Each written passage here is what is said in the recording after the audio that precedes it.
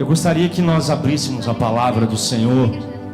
Está no livro da carta de Paulo à igreja em Filipenses, no capítulo 2, a partir do verso 5. E a minha versão é a Nova Versão Internacional, a NVI. Se vocês puderem projetar aí, quem está lá? É Marco? NVI.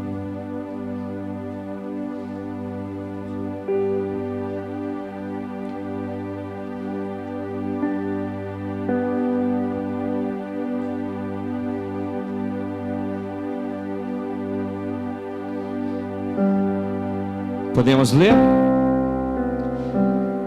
Diz assim a palavra do Senhor, Filipenses, no capítulo 2, está projetado ali, verso 5. Seja o modo de pensar de vocês o mesmo de Cristo Jesus, que apesar de ser Deus, não considerou que a sua igualdade com Deus era algo que deveria ser usado como vantagem. Antes, esvaziou a si mesmo, assumindo a forma de servo, tornando-se semelhante aos homens. Sendo encontrado em figura humana, humilhou-se e foi obediente até a morte, e morte de cruz. Por isso Deus o exaltou à mais alta posição. Ele deu o nome que está acima de todo nome, para que ao nome de Jesus todo joelho se dobre nos céus, na terra e debaixo da terra, e toda língua confesse que Jesus é o Senhor, para a glória de Deus Pai. Meus queridos, nessa noite eu gostaria de chamar a atenção a vocês, para a gente poder focalizar, estar atento àquilo que o Espírito Santo quer falar conosco nessa noite, porque é uma construção de raciocínio que eu vou fazer e pode ser que você se perca. Então eu te convido a prestar bastante atenção em cada coisa que a gente for falar aqui, porque eu tenho certeza que vai gerar profunda transformação. A palavra pregada, ela atinge a nossa mente. Nós pensamos, arrazoamos, entendemos. Por isso que o apóstolo Paulo fala: a fé vem pelo ouvir, e ouvir da palavra de Deus. Então há uma junção poderosa da palavra de Deus entre aquilo que é dito, que é humano, razão, entendimento, e aquilo que é transcendental, que é o Espírito Santo que faz. Então eu te convido nessa noite a pensar naquilo que será dito, a arrazoar na sua mente aquilo que vai ser dito, mas que você abra o seu coração para que haja transformação do Espírito Santo, amém? Espírito Santo de Deus, que a tua palavra seja ministrada e que verdadeiramente haja transformação, que o Espírito Santo possa se mover através daquilo que for dito no nosso interior, no mais profundo da nossa alma, do nosso interior, e que seja transformado para a honra e glória do teu santo nome. Nós oramos assim em nome de Jesus, amém. O apóstolo Paulo escreve essa carta à igreja de Filipos. Filipos é uma cidade, capital da Macedônia. Paulo escreve essa carta no ano 60, 62 depois de Cristo. E ele estava muito provavelmente escrevendo essa carta estando preso em Roma. E Filipos é uma cidade, a igreja em Filipos, na verdade, é uma igreja que foi fundada pelo apóstolo Paulo durante a sua segunda viagem missionária. Foi uma das primeiras igrejas que Paulo, se não a primeira igreja que Paulo fundou na Europa. E essa igreja estava intimamente ligada com Paulo. Essa igreja ajudou financeiramente Paulo. Essa igreja acompanhou o apostolado do apóstolo Paulo. E de repente essa igreja se vê no momento em que Paulo continuou o seu apostolado, preste bem atenção, continuou o seu apostolado pregando às mais diversas nações, propagando o evangelho para outras fronteiras, e essa igreja passou a caminhar sozinha. Tinha alguns líderes, mas entenda, sozinha, sem o apóstolo Paulo. E acabou que igreja é igreja em qualquer lugar. Acabou que esses irmãos estavam começando a entrar em atrito.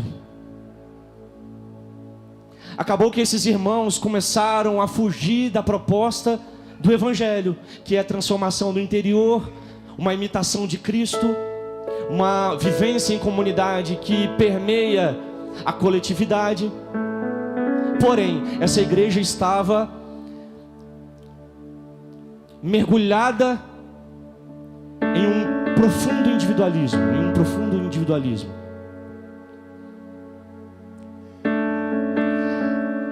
Esse capítulo que nós lemos é o capítulo principal dessa carta. Paulo diz àquela igreja: meus irmãos, seja o modo de pensar de vocês igual ao de Cristo. O título dessa mensagem é O Modelo Supremo.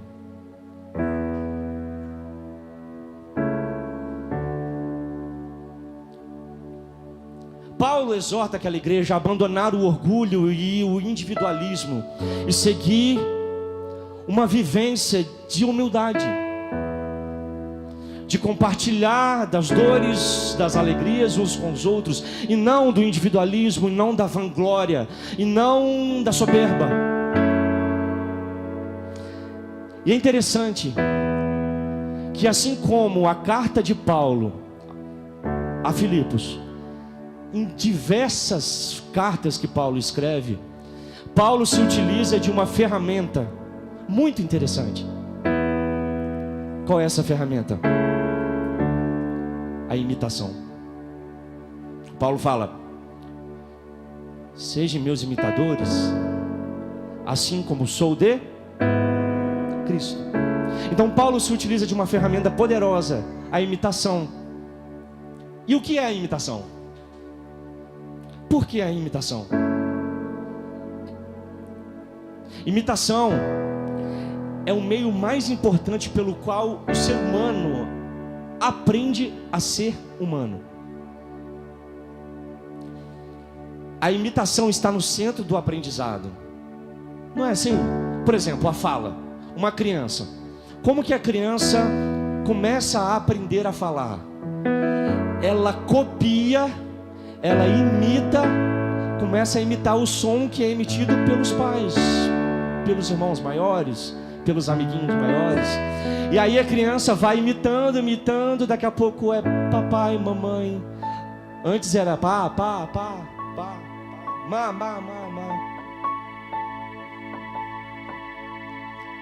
Vamos falar de violão, de teclado. Os músicos aqui, quem é músico toca alguma coisa. Nossa, bastante gente. Vocês vão entender aquilo que eu estou falando. O músico, quando ele pega o violão, vou pegar o violão que é minha praia, tá? Você começa a aprender os acordes, a dedilhar e tudo mais. E a primeira coisa que você aprende são os calos. Calo no dedo. Quem nunca teve um calo no dedo aí, violonista? Quem nunca teve? O processo de aprendizagem primeira é a dor. Aí você começa a aprender uma música. Você aprendeu uma música, e eu lembro muito bem na minha época, tá nos meus ouvidos aí. O primeiro riff que eu aprendi a fazer é aquela música do Nirvana.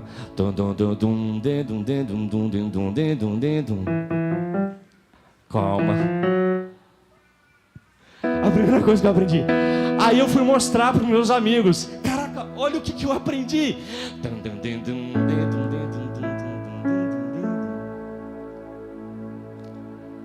Aí os caras, caramba, que massa, cara. Você aprendeu a tocar. Agora vai a segunda música. Então, não tem segunda música. Acabou meu repertório.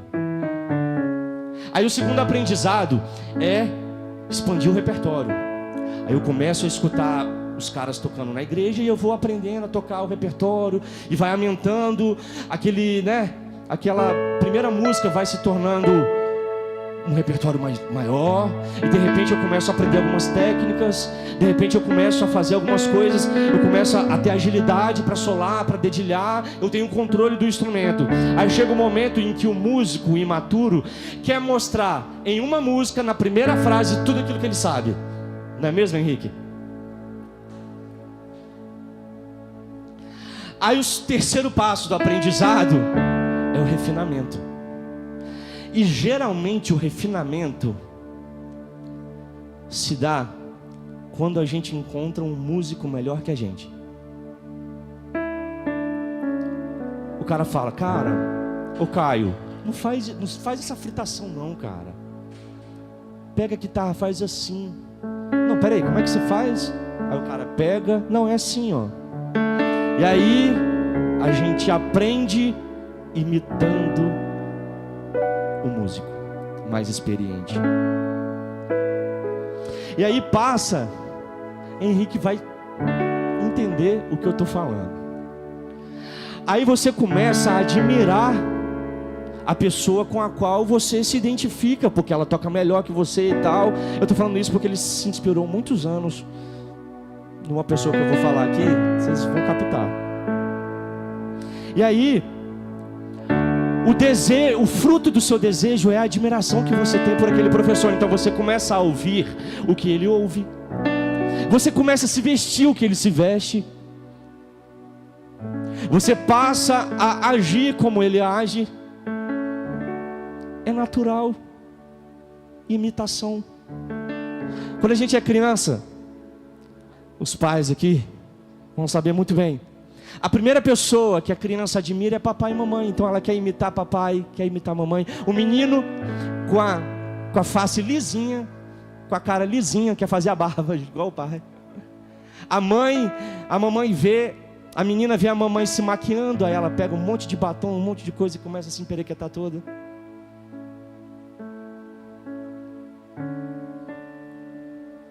A gente começa a se vestir igual ao nosso papai. A gente quer pegar o sandália, o tênis dele grandão e põe, aí fica aquele negócio. Que bonitinho. Quando o Guigui pega o meu tênis, meu chinelo e sai andando. Aqui, papai, o seu chinelo. E plaque. Só que com o passar dos anos, aparecem outros padrões de admiração. É um jogador de futebol, é um guitarrista famoso, é uma atriz famosa, é um professor, é um influencer. E aí o nosso padrão de imitação ganha um vasto repertório. A nossa admiração passa não só pela pessoa, mas também por aquilo que ela deseja.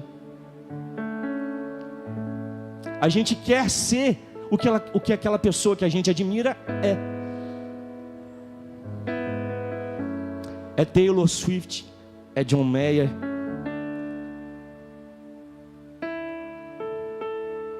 é Neymar, Virgínia, Vini Júnior.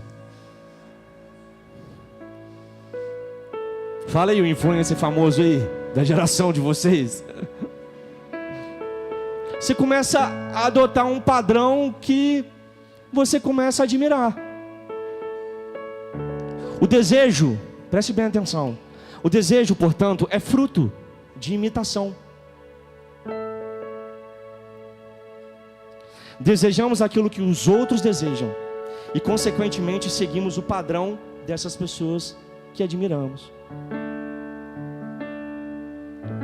E o padrão o qual seguimos, preste bem atenção, o modelo que nós seguimos molda o nosso caráter, molda a nossa identidade.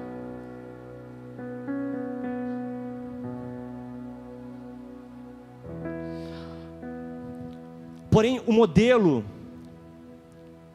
que rege esse mundo é um modelo de valorização do orgulho individual, em detrimento da humildade que se alcança na coletividade. Eu vou repetir. O modelo que rege o mundo é um modelo de valorização do orgulho individual, em detrimento da humilhação que se alcança na coletividade. Não, você tem que se valorizar, menina. Se valoriza. Não aceita qualquer homem, não. O que vale é o que você pensa, aquilo que você deseja.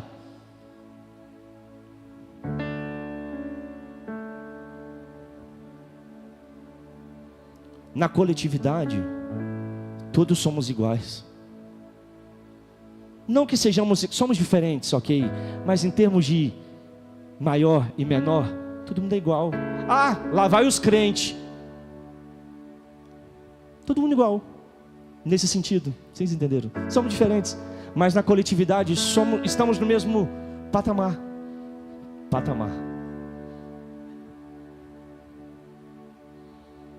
Quando olhamos para a igreja em Filipos, percebemos que o padrão que aquela igreja desejava e seguia estava contrário ao padrão de Cristo. Pessoas se vangloriavam da sua posição e menosprezavam os outros. Divisão interna, intrigas, desavença, uns falando mal dos outros. Meu Deus, que novidade! Uns querendo tomar a conta da vida do outro. Não, você tem que fazer assim. Você tem que fazer assado. E você, crente? Então as pessoas subiam no tribunal e agiam como juízes. E aqui eu me coloco nessa posição. Quantas vezes?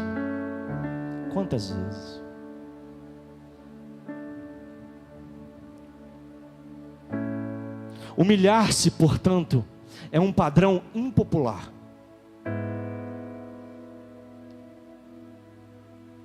O padrão que alimenta os nossos desejos, as nossas vontades e a nossa forma de viver, se for segundo esse mundo, é completamente outro, contrário ao padrão de Cristo.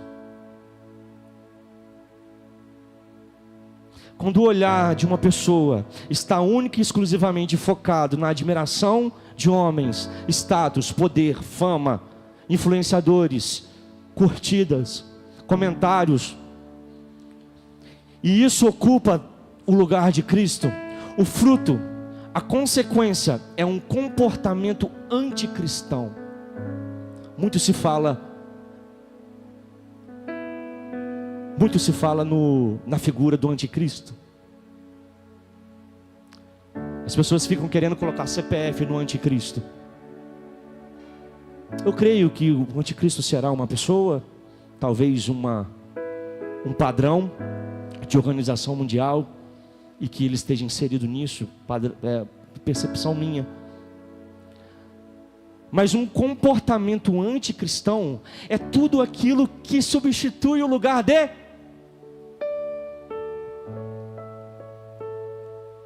Portanto, o modelo de vida estará inevitavelmente corrompido, pois o padrão humano, olha a revelação, o padrão humano é corrompido por natureza, lá no Éden. Então, nesse contexto difícil, Paulo não oferece soluções meramente humanas, mas um paradigma divino. Tenham em vocês o mesmo sentimento, ou como a gente leu na NVI, seja o modo de pensar o mesmo que Cristo Jesus. Então agora, vamos compreender, vamos mergulhar a fundo no que o texto está querendo dizer. Precisamos compreender o que Paulo está querendo dizer, porque precisa ficar claro na nossa mente. Lembre, o Evangelho é ação, poder do Espírito Santo, mas antes, entendimento, compreensão. Afinal de contas, a nossa fé não é uma fé simplesmente do eu acredito porque...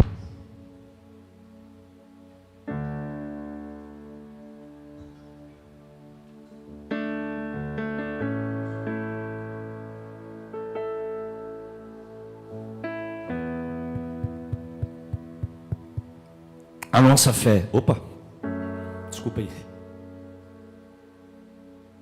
não é uma fé simplesmente baseada naquilo que eu acredito e ponto final.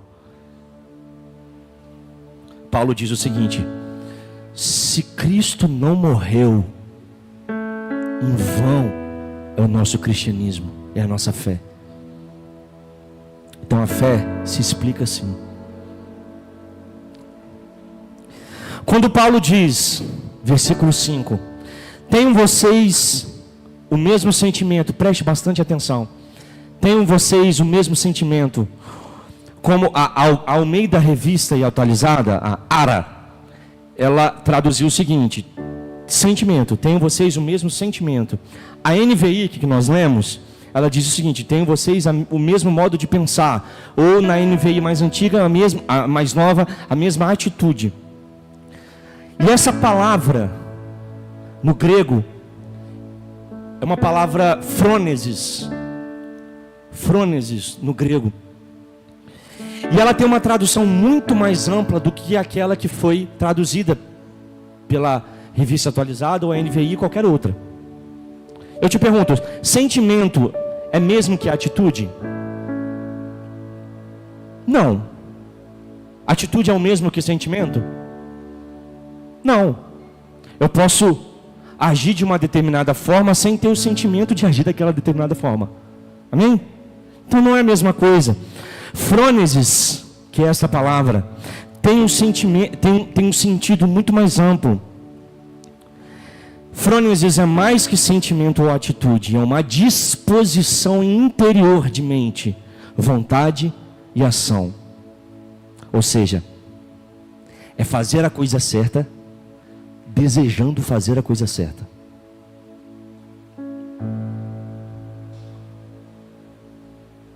No livro Inteligência Humilhada, o pastor, teólogo, filósofo Jonas Madureira, ele diz o seguinte: frônesis é a realização da boa atitude, da boa consciência e da boa vontade. Preste bem atenção. Sua mente vai querer vagar agora. Segura. Querer fazer é o mesmo que fazer? Não. E fazer é o mesmo que querer fazer? Não. Então Paulo diz o seguinte, olha, seja o querer de vocês o mesmo que o querer e o fazer de Cristo. Portanto, é contrário à experiência do homem miserável que Paulo escreveu em Romanos, a carta aos Romanos, que diz: o bem que eu quero fazer, esse eu não faço, mas o mal que está diante de mim, esse eu faço. Nota que a atitude do homem miserável é aquela que jamais corresponde à vontade de fazer aquilo que ele está propondo a fazer, ou aquilo que ele quer fazer. O homem miserável sabe que em si mesmo não há recursos para alcançar o padrão frônesis de Cristo, que Paulo descreve, a carta aos Filipenses, mas que só é possível por meio da graça.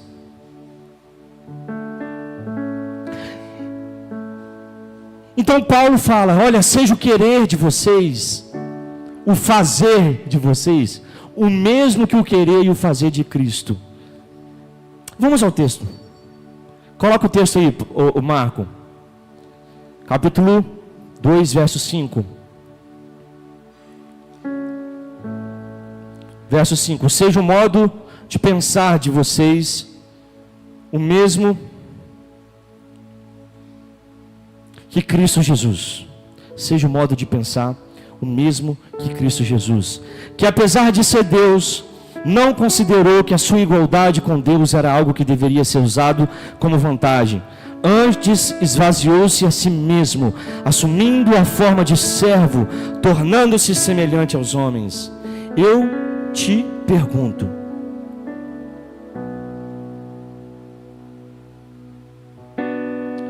Abriu o arquivo errado. Eu te pergunto,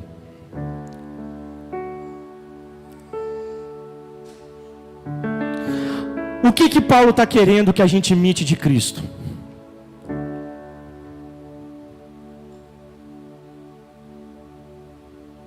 É o esvaziamento? A gente acabou de ler. Seja o modo de pensar de vocês que o mesmo de Cristo, que se esvaziou-se a si mesmo. É o esvaziamento? Sim ou não? Não é uma pergunta retórica, responde. Sim ou não? Hã? Não. Quem falou não?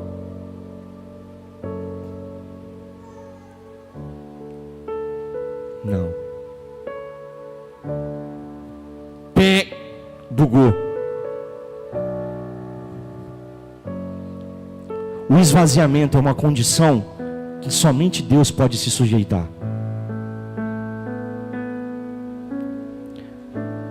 Jonas Madureira, pastor, ele disse o seguinte: o esvaziamento é uma atitude exclusiva da divindade.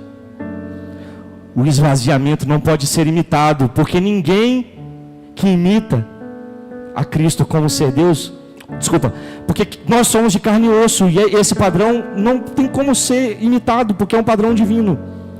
Só um ser exaltado, glorificado acima de tudo, poderia se esvaziar. Portanto, a imitação de Cristo que Paulo descreve não é a imitação de Cristo como sendo Deus. E aqui está. Porque a gente não sabe o que é isso, a gente não sabe o que é ser Deus. É impossível sermos Deus. Nós não queremos saber o que é um esvaziamento, porque essa é nossa condição, vazios por natureza. Alguém tem o poder do super-homem aí? Esvaziar, deixa para Cristo.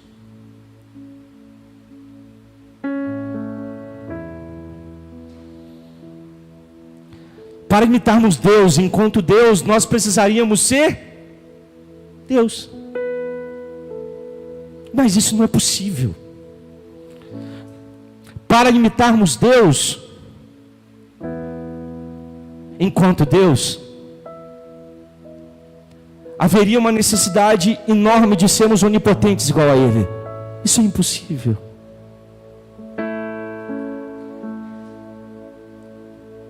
Mas para imitarmos Deus, Deus se fez homem.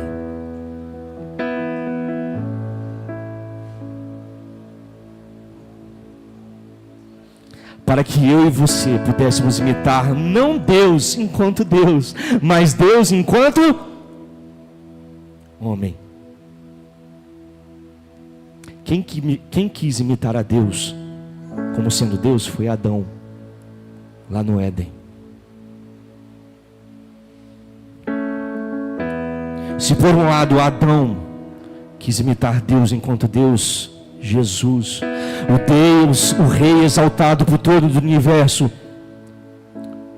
se esvazia, para que eu e você pudéssemos encontrar nele uma pessoa, uma figura humana a quem podemos imitar.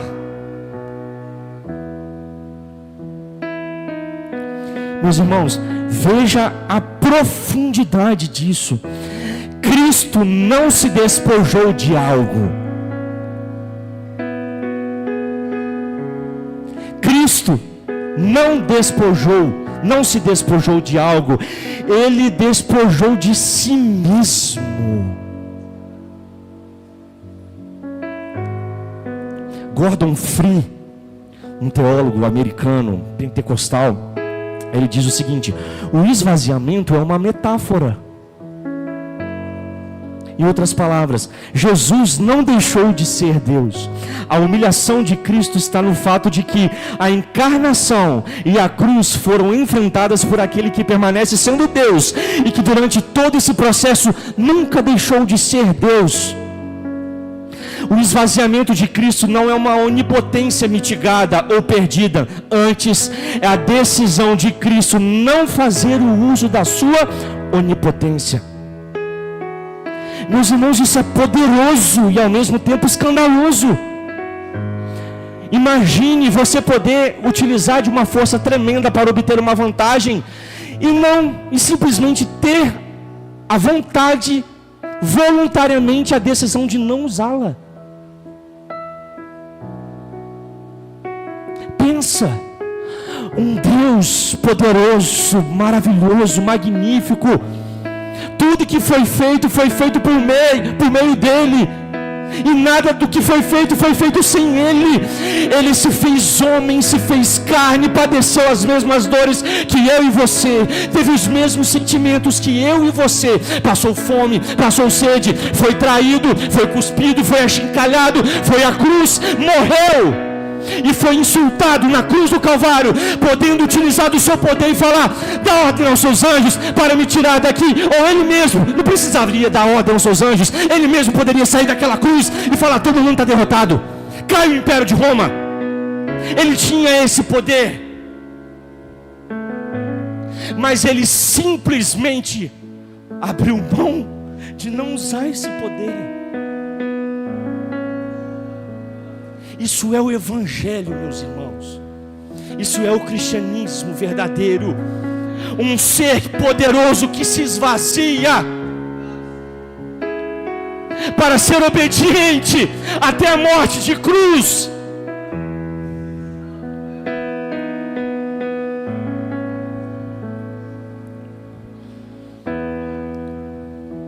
É o mesmo, ressalvadas as devidas proporções, que eu jogar futebol com meu filho, ele pega a bola, põe na marca do pênalti e dá aquele chutinho xoxo, a bola e eu, gol. Eu poderia, muito bem, eu teria todas as forças para pegar a bola e falar: que chute fraco. Mas não, eu deixo ele fazer o gol.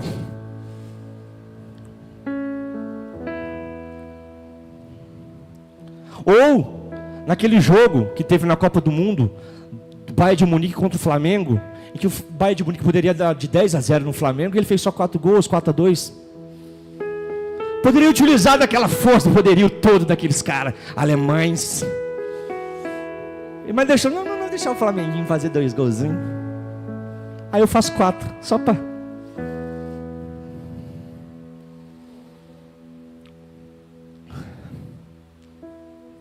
Então, Lucas, você está dizendo que não é o esvaziamento que a gente tem que imitar. Então, que raios de imitação que Paulo está dizendo de Cristo que a gente deve imitar? A resposta está no próprio Senhor Jesus. Abre comigo a passagem de João, Evangelho de João, no capítulo 13.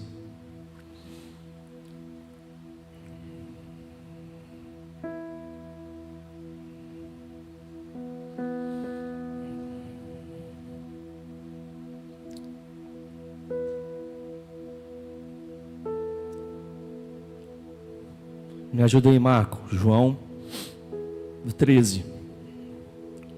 Um pouco antes da festa da Páscoa, sabendo Jesus que havia chegado o tempo em que deixaria este mundo e iria para o Pai, tendo amado os seus que estavam no mundo, amou-os até o fim. Estava sendo servido o jantar, e o diabo já havia induzido Judas Iscariotes, filho de Simão, a trair Jesus. Jesus sabia que o Pai estava colocado todas as coisas debaixo do seu poder, e que viera de Deus e estava voltando para Deus. Assim, levantou-se da mesa, tirou sua capa e colocou uma toalha em volta da cintura.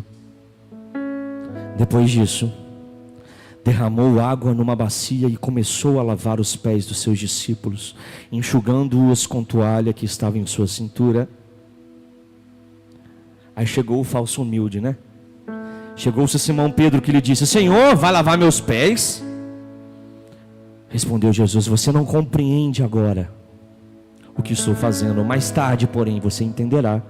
Disse Pedro: não, Senhor, nunca lavará os meus pés. Jesus respondeu: se eu não os lavar, você não terá parte comigo. Então, Senhor, Não apenas os meus pés, mas também as minhas mãos, a minha cabeça. É o 880. Respondeu Jesus: quem já se boiou precisa apenas lavar os pés. Todo o seu corpo está limpo. Vocês estão limpos, mas nem todos. Pois ele sabia quem iria traí-lo. Por isso disse que nem todos estavam limpos.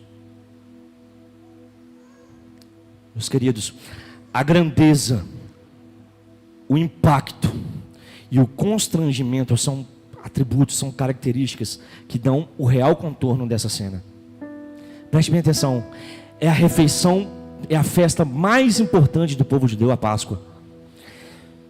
Todos, o mestre e os seus discípulos estavam todos à mesa, ansiosos para cear com seu mestre. Uns disputavam o lugar, outros queriam ser o assessor direto do rei. Um traiu.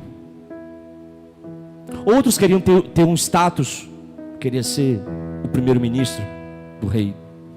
Estavam todos presentes nessa cena, menos uma figura. Menos uma figura. E qual figura é esta que não estava presente na cena?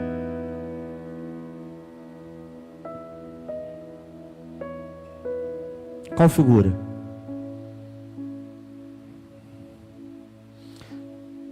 Naquela cultura, na época de Jesus, se valorizava profundamente a hospitalidade, as cerimônias de hospitalidade. E ali havia uma série de expectativas sociais e rituais que marcavam essa recepção.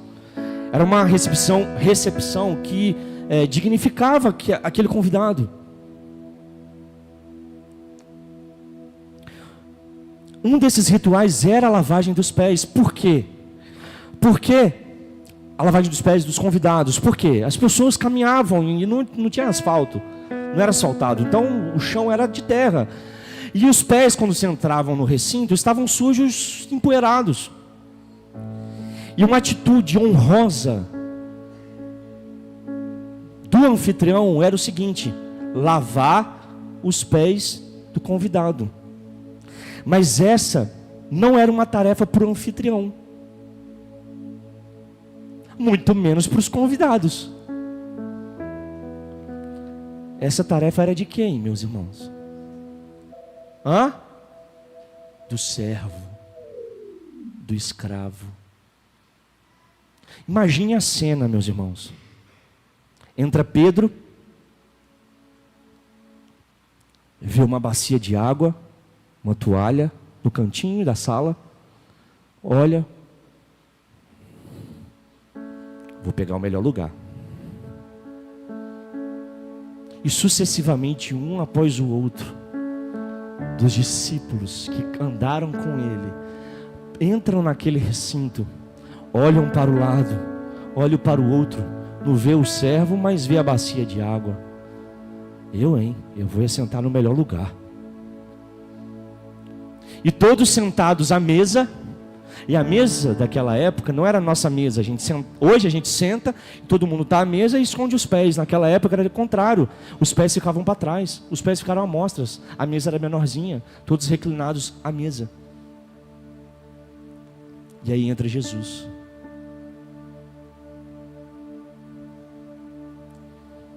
Entra Jesus, olha todo mundo sentado, vê a bacia de água, vê a toalha, e antes de começar o banquete, Jesus pega a sua capa e tira. Para a nossa cultura isso não tem um significado tão latente, tão importante, mas a capa, naquela época, a capa era uma vestimenta, dentre várias funções, ela protegia de tantas outras, dos intempéries da natureza. A capa, ela era usada como uma forma de honraria, de uma pessoa se tornar, de ter status. Não, eu tenho uma capa, então se eu tenho uma capa, eu sou uma pessoa de um certo status na sociedade. Todos que tinham uma certa mínima influência tinham uma capa. E quando se entrava num ambiente fechado, a única pessoa que não tinha capa era o servo. Ele era identificado na casa pelo fato de não ter capa. O que Jesus faz? Tira a capa.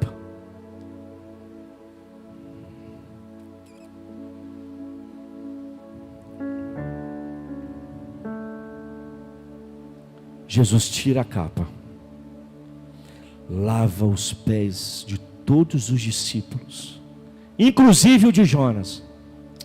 Jonas, do nada. É porque eu falei Jonas Madureira, né? Cabeção.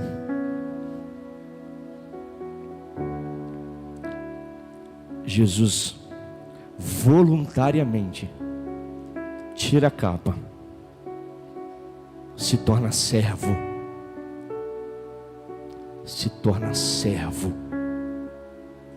lava os pés de cada discípulo, inclusive de quem o traiu.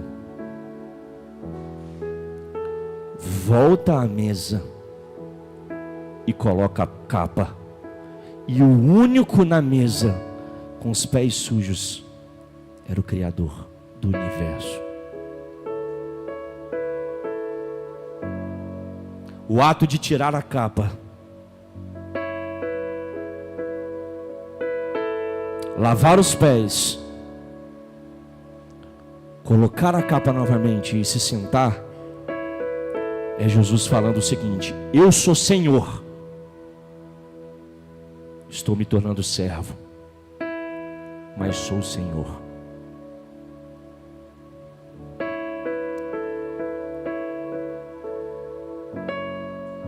O que Paulo está querendo dizer? Seja o modo de pensar o mesmo que Cristo. É para se esvaziar? Não, isso não cabe a nós.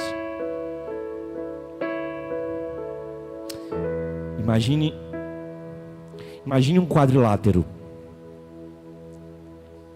Imagine um quadrilátero, preste bem atenção. Aqui está Deus, Senhor, homem e servo. Deus só pode ser Senhor, homem só pode ser servo. Não tem como romper essa lógica.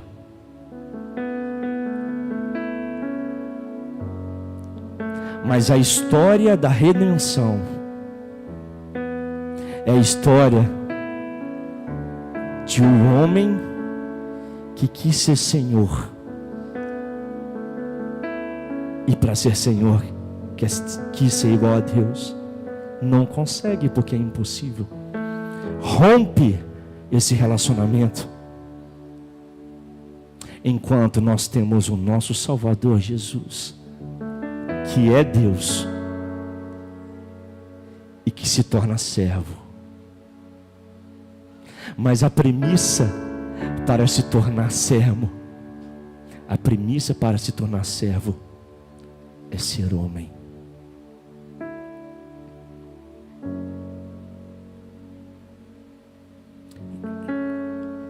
Jesus, o Criador do universo, rompe a lógica, se torna homem para ser servo. Jesus não é igual a Zeus ou outras divindades, que quer ser homem porque nutre uma inveja dos homens. Não, Jesus quis ser homem para ter os mesmos prazeres que um homem. Eu quero ser homem porque eu quero sentir o gosto de um podrão. Não. Jesus quis ser obediente ao Pai e se torna servo, mas para se tornar servo, ele precisa ser homem. A imitação de Cristo é a imitação daqueles que, reconhecendo a sua humanidade, reconhecem em Jesus Cristo o Deus que se fez homem, o único modelo a ser seguido. E o padrão, e o modelo a ser seguido é ser servo.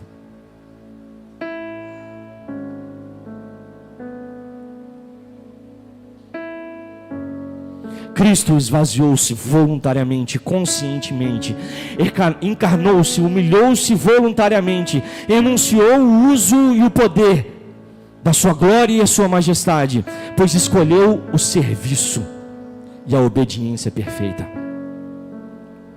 Essa atitude, meus irmãos, nos confronta com o abismo entre o egoísmo humano e o amor divino. Porque o padrão de Jesus é ser igual a todo mundo, é ser servo igual a todo mundo. E olha o que interessante, ele nos convida a todos sermos servos. Quando todos nós somos servos, todos são servidos e todos servem.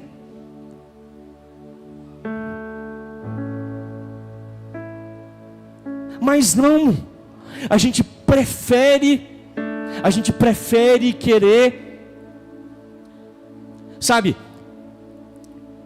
comandar a nossa própria vida, a nossa própria atitude. A gente gosta de apontar para todo mundo, a gente gosta de colocar o outro, e sempre o outro não tem a posição correta para estabelecer algum tipo de liderança, é sempre o outro que não está preparado para algo, é sempre o outro que faz alguma coisa errada, é sempre o outro. É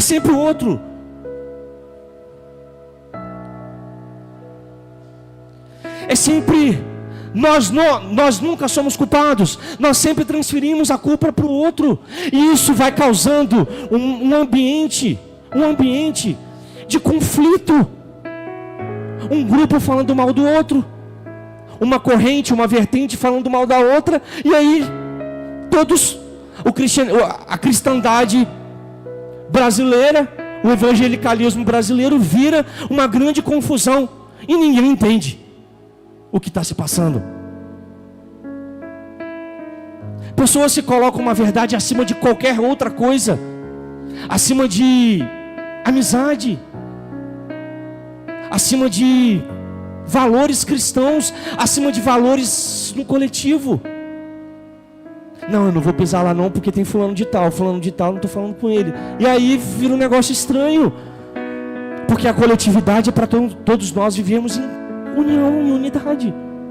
E tudo que afeta o corpo gera um adoecimento para o corpo. Qual o padrão, qual o modelo que você tem seguido?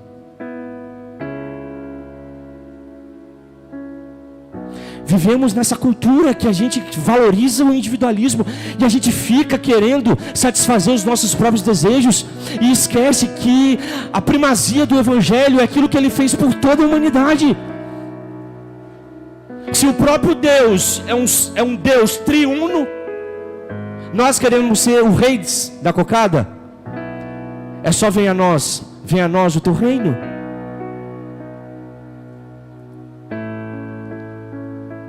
Se tornar servo é aquilo que devemos imitar de Cristo, mas não simplesmente o servo, não é simplesmente vir à igreja e estar no apoio, estar na música, pregar. Não, eu estou servindo.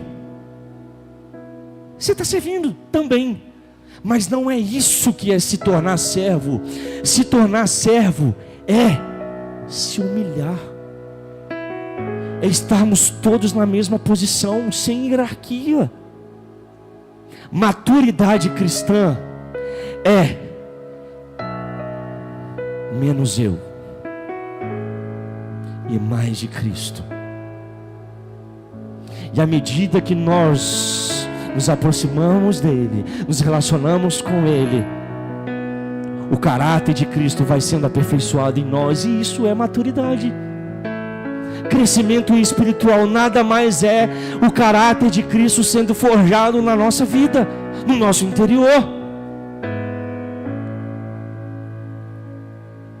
A palavra nessa noite nos chama para olhar para outra esquina da história, para o mestre que se ajoelha, que lava os pés dos seus discípulos, aquele que se humilhou.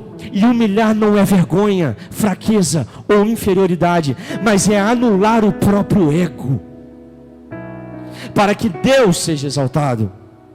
é resistir à tentação de ser semelhante a Adão lá no Éden, que quis ser como Deus, usurpando o lugar do Criador. Essa humildade que Cristo espera de nós e que Paulo trata aqui, é a humildade que transforma a igreja, que renova a fé da comunidade. A nossa mente não pode ser moldada para os nossos padrões mundanos, passageiros, ou algum modismo, mas é um padrão eterno de um amor sacrificial que se doa pelo outro. Isso não é uma utopia, isso é aquilo que Ele espera da igreja. A igreja chegou até aqui, a instituição da igreja, a instituição de líderes, a instituição de pastores, de mestres evangelistas, de profetas, nada mais é para que todos consigamos atingir a maturidade e a estatura de varão perfeito. Isso é maturidade, isso é crescimento, isso é estarmos semelhantes ao nosso Senhor.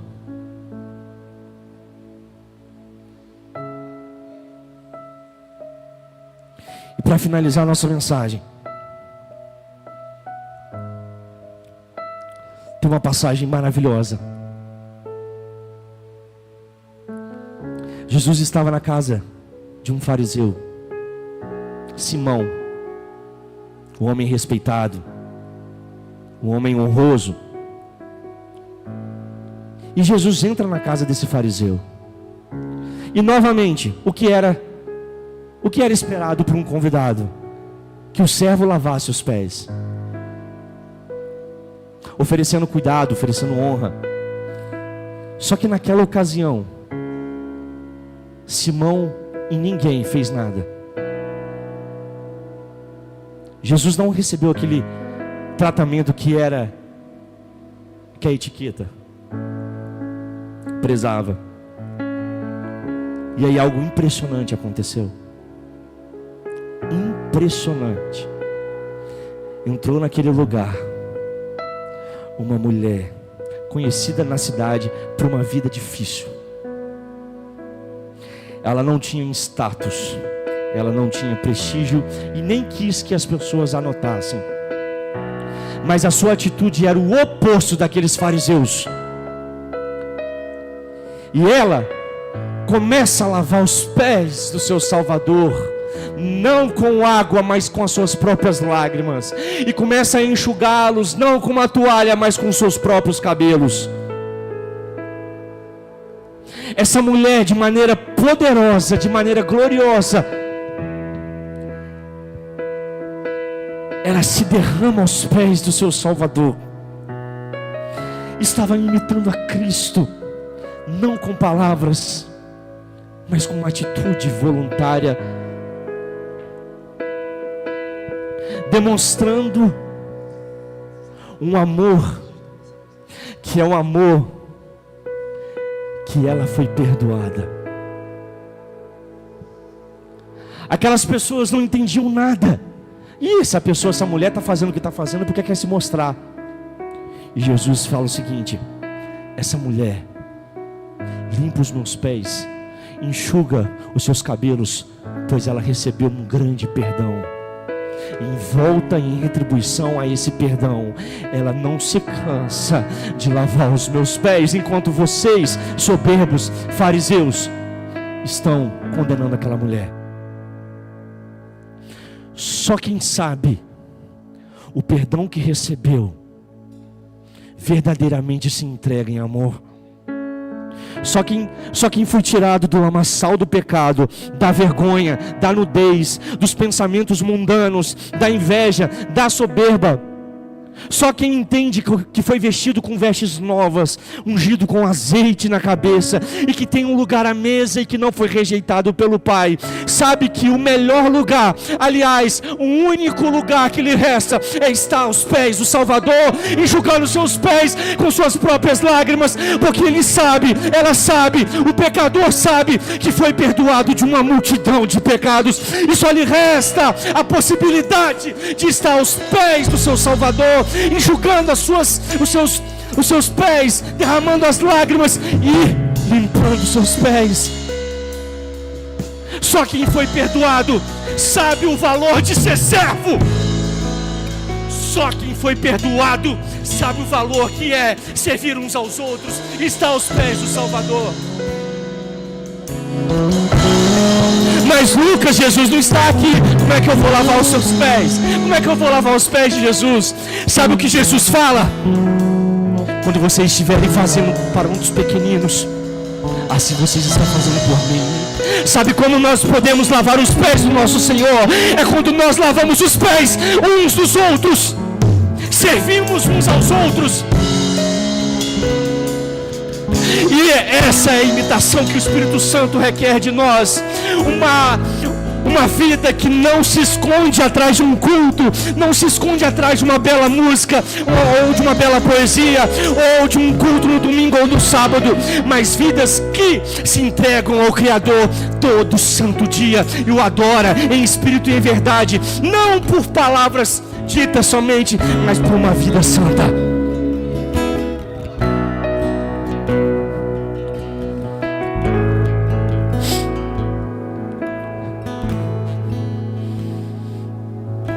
Tenhamos a coragem dessa mulher de perdoarmos quem nos ofendeu, de procurar perdão a quem deve perdão, de amarmos uns aos outros, independentemente do seu viés teológico, do seu time que você torce. Que possamos ser verdadeiramente igreja, e que é capaz de sofrer com a dor do próximo, é capaz de se alegrar com a alegria do próximo, é viver em comunidade e respirar a beleza que existe no corpo de Cristo, a beleza da diversidade de pensamentos, de condutas, em que um respeita o outro, um preza pelo outro, e não humilha e não menospreza, onde nós nos amamos verdadeiramente, não por utopia, mas por um senso genuíno, missiológico, de sermos parecidos com o nosso Salvador. O padrão de Jesus é alto. E eu não estou falando simplesmente para vocês, eu estou falando para mim também. Porque eu apanho com essa mensagem. Mas o nosso Senhor não nos deixou órfãos. Ele nos deixou o Consolador, o Espírito da verdade, que o mundo não conhece, mas que Ele é igual ao nosso Senhor, Deus da mesma forma. E esse Espírito Santo intercede por nós com gemidos que não podem ser exprimidos. O Espírito Santo é aquele agente principal da Trindade que nos impulsiona a viver como Cristo, a pensar como Cristo, a desejar o Cristo. Eu te convido nessa noite, meu querido, não por emocionalismo ou por qualquer outra coisa, mas se você quer se tornar servo de verdade, genuinamente, eu te convido a dar um passo aqui à frente. A um passo aqui à frente e se derramar perante os pés do seu Salvador. Se porventura você perdeu a vontade de ser servo, se você perdeu aquele genuíno amor de servir uns aos outros, o Espírito Santo te traz essa noite para reconciliar o amor perdido, porque não basta querer fazer por obrigação, temos que fazer porque queremos fazer. Enquanto cantamos essa canção,